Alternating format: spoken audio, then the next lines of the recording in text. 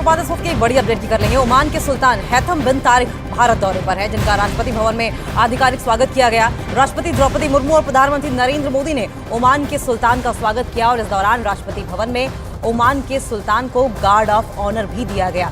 Oman के सुल्तान का ये पहला भारत दौरा है और राष्ट्रपति द्रौपदी मुर्मू प्रधानमंत्री नरेंद्र मोदी से मुलाकात के बाद उनकी मुलाकात जयशंकर प्रसाद विदेश मंत्री से भी हुई है और रणनीतिक साझेदारी के साथ साथ व्यापार जैसे तमाम मुद्दों पर द्विपक्षीय चर्चा भी दोनों देशों के बीच हुई है। ओमान के सुल्तान हैथम बिन तारिक भारत दौरे पर है, जिनका राष्ट्रपति भवन में आधिकारिक स्वागत किया गया। गार्ड ऑफ ऑनर की तस्वीरें आप देख रहे थे। राष्ट्रपति द्रौपदी मुर्मू और प्रधानमंत्री नरेंद्र मोदी ने ओमान के सुल्तान का स्वागत किया है और ओमान के सुल्तान का ये 3 दिवसीय भारत दौरा है और इस दौरान राष्ट्रपति भवन में ओमान के सुल्तान की मौजूदगी, किस तरीके से उन्हें गार्ड ऑफ ऑनर दिया गया, तस्वीरें आपकी टीवी स्क्रीन पर।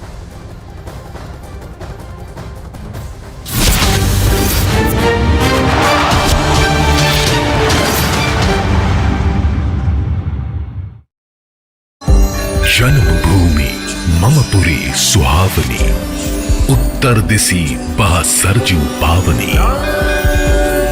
अयोध्या करोड़ों की आस्था का केंद्र, भव्य राम मंदिर का दिव्य स्थल। इस पुण्य भूमि पर होगा सबसे बड़ा उत्सव। अयोध्या में तय है श्री राम महापर्व, सिर्फ न्यूज़ 18 इंडिया पर।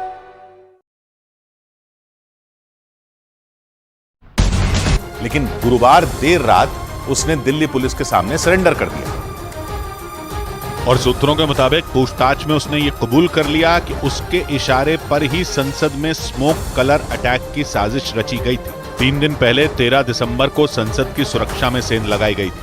एक ही वक्त पर संसद के अंदर और बाहर ललित के साथियों ने बवाल कर दिया था। घटना के वक्त संसद के अंदर लोकसभा में बीजेपी सांसद खगेन मुर्मू अपनी बात रख रहे थे। तभी विजिटर गैलरी यानी दर्शक दीर्घा से आरोपी सागर और मनोरंजन नीचे कूद गए और वहां हंगामा करने लगे थे। पकड़े जाने से पहले उन्होंने जूते में छिपाकर रखा कलर स्प्रे निकाला और उसे हवा में उड़ा दिया। ठीक उसी समय संसद के बाहर भी ललित के 2 साथी नीलम और अमोल को हंगामा करने के आरोप में पकड़ लिया गया। लेकिन इस पूरी साजिश का मास्टरमाइंड बताया जा रहा ललित फरार था। 2 दिनों तक पुलिस उसकी तलाश में हरियाणा और राजस्थान की कई जगहों पर छापेमारी करती रही। लेकिन पुलिस तब हैरान रह गई जब गुरुवार देर रात ललित ने थाने में सरेंडर कर दिया। पुलिस सूत्रों के मुताबिक वो महेश नाम के अपने दोस्त के साथ पुलिस स्टेशन पहुंचा, जहां पुलिस ने उसे गिरफ्तार कर लिया।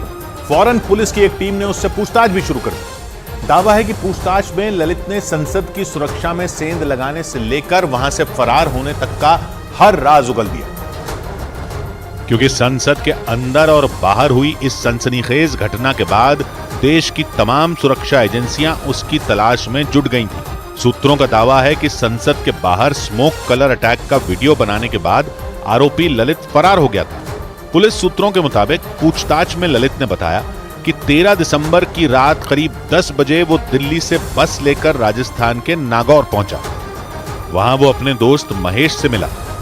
सूत्र बताते हैं कि पुलिस से बचने के लिए ललित महेश के घर नहीं रुका, बल्कि उसने एक होटल में रात बिताई थी।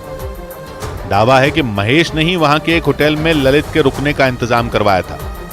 सूत्रों के मुताबिक ललित राजस्थान से ही लगातार सारी चीजों पर नजर रख रहा था। लेकिन जब उसे लगा कि पुलिस की कई टीमें उसकी तलाश में जुटी हैं, तो वो महेश के साथ दिल्ली आ गया और फिर बाद में उसने खुद थाने जाकर पुलिस के सामने सरेंडर कर